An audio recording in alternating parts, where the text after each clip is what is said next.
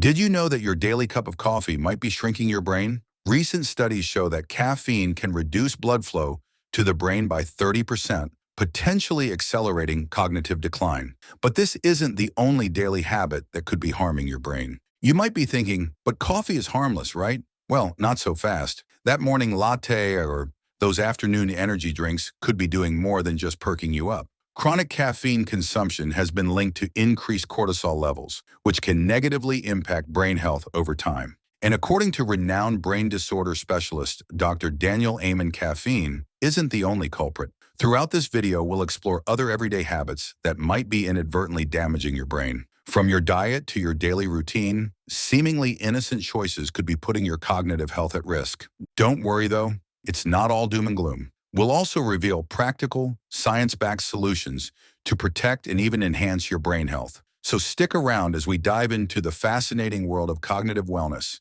and learn how to keep our brains sharp for years to come. Now that we've uncovered the hidden dangers lurking in your kitchen, let's explore another surprising way you might be accidentally damaging your brain: living life on autopilot. You might think that having a comfortable routine is harmless, but when it comes to brain health, comfort can be your worst enemy. Dr. Daniel Amen puts it bluntly: if you want to damage your brain, do not engage in new learning. It's a stark warning that challenges our assumptions about the safety of our daily habits. But why is routine so detrimental to our cognitive function? Think of your brain like a muscle. When you exercise a muscle, it grows stronger. When you don't use it, it atrophies. The same principle applies to your brain. When you follow the same routines day in and day out, your brain isn't being challenged. It's not creating new neural pathways or strengthening existing ones. Instead, it's operating on autopilot, which can lead to cognitive decline over time. This is where the concept of neuroplasticity comes into play. Your brain has the remarkable ability to reorganize itself by forming new neural connections throughout your life. But this process requires stimulation. Without new experiences and challenges, your brain's plasticity diminishes, and with it, your cognitive abilities. So what's the solution? Engage in new learning. It's that simple and yet so powerful. Every time you learn something new, your brain forms new connections. These connections strengthen your cognitive reserve, which is like a buffer against age-related cognitive decline and diseases like Alzheimer's. But don't worry, you don't need to enroll in a PhD program to keep your brain healthy. There are plenty of simple ways to incorporate new learning into your daily life. Here are some practical examples. 1. Try a new hobby. Whether it's knitting, painting, or woodworking, learning a new skill challenges your brain. 2.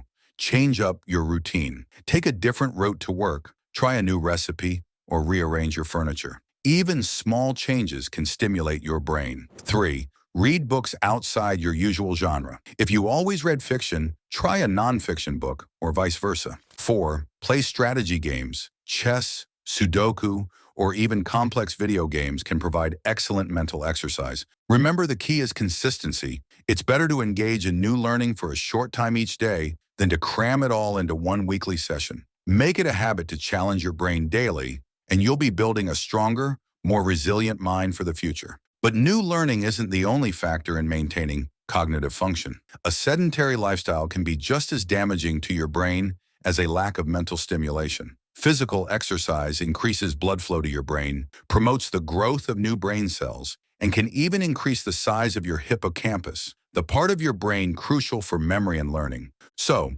along with mental exercises, make sure to incorporate regular physical activity into your routine. It doesn't have to be intense. Even a brisk 30-minute walk each day can make a significant difference to your brain health. Now that we've explored the dangers of living life on autopilot, let's turn our attention to another crucial factor in brain health: your diet. You're probably not surprised to learn that what you eat has a profound impact on your cognitive function. In fact, research shows that people who eat fish regularly have more gray matter in their brains. That's right, your diet can actually change the structure of your brain. But before you rush off to the seafood aisle, there's something else you need to know. While a fish-rich diet can boost brain health, the standard American diet does quite the opposite. Studies have found that following a typical Western diet increases the risk of Alzheimer's disease by a staggering 400%. That's not a typo, 400%. It's a sobering statistic that highlights just how crucial our food choices are for long-term cognitive health.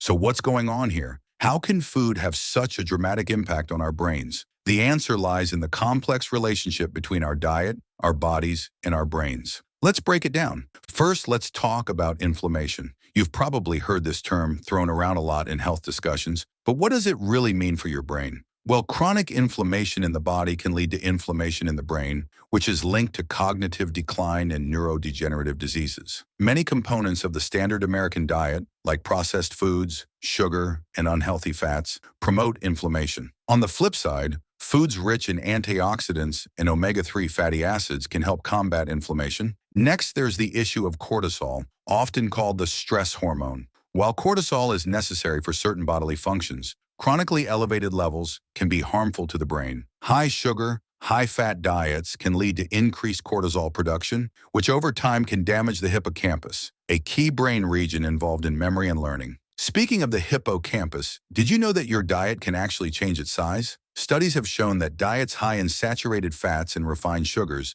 can lead to shrinkage of the hippocampus. On the other hand, diets rich in vegetables, fruits, and lean proteins are associated with larger hippocampal volumes. It's like your diet is either feeding your brain or starving it. Now let's talk about one of the brain's best friends, omega-3 fatty acids. These nutrients are crucial for brain health, but unfortunately, many people don't get enough of them. Low levels of omega-3s are associated with smaller brain size and faster cognitive decline. Fish, especially fatty fish like salmon and mackerel, are excellent sources of omega-3s. This explains why fish eaters tend to have more gray matter. They're literally feeding their brains. But it's not just about fish. A diet rich in whole foods, particularly vegetables, can significantly improve brain health and cognitive function. Vegetables are packed with antioxidants and other nutrients that protect brain cells from damage and support healthy brain function. Berries, leafy greens, and cruciferous vegetables like broccoli are especially beneficial. So, what's the takeaway here? The food you eat doesn't just fuel your body, it shapes your brain. A diet rich in whole foods, particularly fish and vegetables, can significantly improve your brain health and cognitive function. It's like giving your brain a daily workout and the best fuel possible all at once. Now that we've explored how our diet shapes our brain, let's challenge a common misconception that mental health issues are separate from physical health. This couldn't be further from the truth. In fact, many mental health problems are actually brain health issues that can be addressed through physical interventions. Think about it. Your brain is an organ, just like your heart or your liver. It's part of your physical body, and it's affected by everything you do, eat, and experience. When we talk about mental health, we're really talking about brain health. This perspective shift is crucial because it opens up new avenues for treatment and prevention. Instead of viewing mental health issues as purely psychological, we can start to address them holistically, considering both mental and physical factors. Let's look at some key physical factors that impact our mental health. Chronic stress, for instance, doesn't just make you feel anxious or overwhelmed. It actually changes your brain chemistry and structure over time. It can shrink key areas of the brain involved in memory and emotional regulation, leading to increased risk of depression and anxiety. Poor sleep is another major culprit. You might think those late nights are just making you groggy, but they're doing much more than that. Lack of quality sleep can impair cognitive function, increase irritability, and even contribute to the development of mental health disorders. Environmental toxins are often overlooked, but they play a significant role in brain health. Exposure to pollutants, heavy metals, and certain chemicals can damage brain cells and disrupt neural communication, potentially leading to cognitive decline and mood disorders. To really understand the connection between physical and mental health, let's look at the Bright Minds mnemonic developed by Dr. Daniel Amen. This outlines 11 major risk factors for cognitive decline. B, blood flow. R, retirement and aging. I, inflammation. G, genetics. H, head trauma. T, toxins. M, mental health. I, immunity infections. N, neurohormone deficiencies. D, diabetes and obesity. S, sleep. Notice how many of these factors are physical. From blood flow to toxins to sleep, our physical health directly impacts our brain function and consequently our mental health. This interconnectedness works both ways. When we improve our physical health, we often see improvements in our mental health and vice versa. For example, regular exercise not only improves cardiovascular health, but also boosts mood and cognitive function. Similarly, practices like meditation can reduce stress and anxiety, while also lowering blood pressure and improving immune function. Understanding this mind-body connection empowers us to take a more comprehensive approach to our health. Instead of treating mental and physical health as separate entities, we can adopt lifestyle changes that benefit both simultaneously. So what does this mean for you? It means that every choice you make, from what you eat to how much you sleep, is influencing your brain health and mental well-being. It means that taking care of your physical health isn't just about preventing heart disease or diabetes. It's about protecting your cognitive function and emotional stability too. Remember, brain health isn't just about preventing decline. It's about optimizing your cognitive function right now. As Dr. Amen says, when your brain works right, you work right. So are you ready to give your brain the care it deserves?